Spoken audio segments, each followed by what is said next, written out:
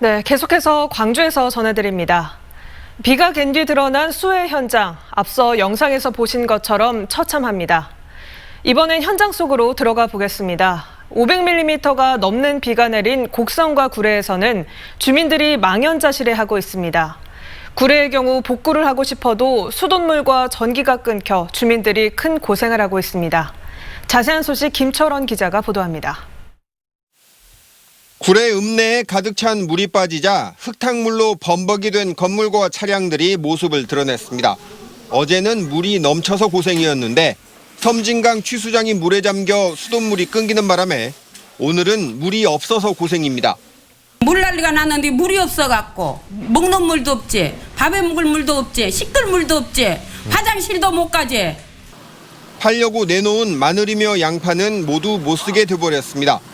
이게 10kg짜리예요. 그럼 보통 석접 정도 들어가요, 요거요. 석접 정도 들어간 것이요. 난리가 나버렸는데 이게 어찌게 되겠습니까, 이거. 구례군을 관통하는 서시천입니다. 섬진강으로 빠졌어야 할 빗물이 역류해 하천의 제방을 무너뜨렸고 역류한 빗물과 강물이 그대로 구례군 읍내를 온통 덮치고 말았습니다. 축사가 물에 잠겨 소들을 모두 잃은 농민은 망연자실. 그나마 흙더미에 파묻힌 소를 발견했지만 도무지 손을 쓸 수가 없습니다. 지금 탈진된 상태죠. 지금 자기는 몸부림치고 있는 거예요. 지금 뭐에 줘야 되는 물이라도 줘야 되는 살아나는데 지금 아무도 쓸 수가 없는 상황이 됩니다. 혼자 사는 93살의 이 할머니는 집이 떠내려가 돌아갈 집이 없습니다. 물로 시래가 뺐어요. 지금 돌아갈 집이 없어져 버린 그런 상태군요. 네. 산사태가 일어나 모두 5명이 목숨을 잃은 곡성군 오산면에서는 경찰의 사고 원인 조사가 본격화됐습니다. 하룻밤 사이 날벼락에 정다운 이웃을 잃은 주민들은 아직도 실감이 나지 않습니다. 전날까지 얘기하고 그랬은 게로 왜 네가 지금 죽었냐 그거지 지금 머리에 넣어. 지난 2, 3일 동안 곡성에는 587, 구례에는 541, 광주 북구에는 533mm 등 기록적인 폭우가 쏟아져 10명이 숨지고 3,000명이 넘는 이재민이 생겼습니다. 광주시와 전라남도는 정세균 총리에게 특별재난지역 선포를 요청했습니다. MBC 뉴스 김철원입니다. 섬진강뿐 아니라 영산강 주변과 광주 지역의 피해도 심각한데요. 침수 피해를 입은 지역에서는 복구 작업이 시작됐지만 이번엔 태풍이 몰려온다고 하니 주민들이 불안해하고 있습니다. 피해 복구 현장을 남궁옥 기자가 직접 다녀왔습니다. 제방이 붕괴되면서 수중도시가 된 나주 영산간 인근의 한 마을. 비는 그쳤지만 아직 물이 빠지지 않아 어디가 논이고 어디가 강인지 구분이 안 됩니다. 볏짚을 말아놓은 흰 곤포는 물에 떠내려와 집 주변을 에워쌌습니다. 물이 빠진 곳에서는 복구 작업이 시작됐습니다. 가구를 모두 빼내고 집 안까지 들어찬 흙탕물을 연신 청소해보지만 어디서부터 어떻게 손을 대야 할지 막막하기만 합니다. 무엇보다 한 해 농사를 모두 망쳐버린 농부의 심경은 망연자실합니다. 아이고 나 지난번에 89년 때 묻혔는데 그때도 짜그러져 버렸지 집. 그러고 다시 했지 이제 2년 됐는데 농사도 시방 다 베려버렸고 이제. 마을 전체가 물에 잠겼던 광주 광산구의 한 마을도 수해 복구 작업이 한창입니다.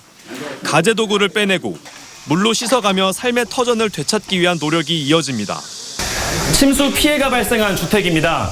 제 허리 높이까지 물이 찼던 흔적이 여전히 남아있고요. 지금은 집 밖으로 모든 가구들을 빼낸 상태입니다. 삶의 터전을 잃은 이들은 막막하기만 합니다. 다 하나부터 10까지 이제 건질 건 하나도 없어요.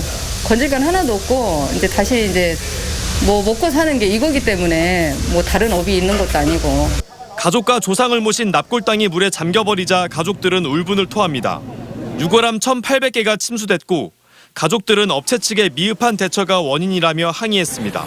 요만한 걸로 쫄쫄쫄쫄 때리고 있는데 그게 말이 됩니까? 그 유골이 몇 개인데 요만한 걸로 한 거야. 아침까지 그게 말이 됩니까? 내일부터 또다시 많은 비가 예보된 상황. 침수 지역의 주민들은 체념한 듯 보였습니다. 그 천대지가 아니라 누구한테 원망도 못하고 살짝 하늘한테 원망해봐야 되지도 않는 거고. 내일부터 이틀 동안 태풍 장미의 영향으로 광주와 전남 지역에 100에서 200mm의 비가 내리겠습니다. 또 순간 최대 풍속이 90km에 달하는 강풍도 예상돼 추가 피해가 우려됩니다. MBC 뉴스 남궁욱입니다. 영산강 일대에 많은 비가 내리고 하구원 배수관문이 개방되면서 목포항이 쓰레기로 뒤덮였습니다. 비가 그치면서 제거 작업이 시작됐지만 쓰레기가 워낙 많아서 제거에는 상당한 시간이 걸릴 전망입니다. 김윤 기자가 취재했습니다. 목포 평화광장 앞바다가 온통 쓰레기로 뒤덮였습니다. 상류에서 떠밀려온 수초는 물론 스티로폼과 페트병, 플라스틱 등 갖가지 종류의 쓰레기가 섬을 만들었습니다.